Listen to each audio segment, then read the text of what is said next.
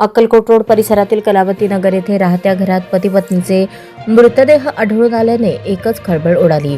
दोघेही तोंडातून फेस येत बेशुद्ध अवस्थेत आढळून आल्यानंतर त्यांना शासकीय रुग्णालयात नेण्यात आले, मात्र उपचारापूर्वीच त्यांचा मृत्यू झाल्याचे डॉक्टरांनी घोषित केले। ही आत्महत्येची घटना आहे की यामागे अन्य काही कारण आहे याबाबत सध्या संभ्रम कायम असून MIDC पोलीस सखोल तपास करत आहेत।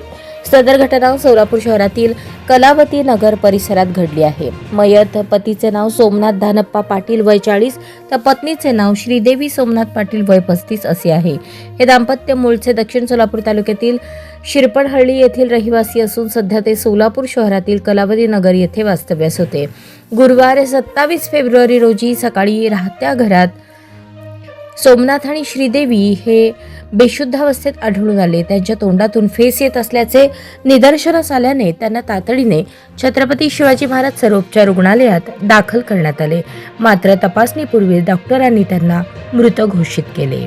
या दुर्दैवी घटनेवेळी मयत पती पत्नी सोबत त्यांच्या 2 लहान मुली घरात उपस्थित होत्या।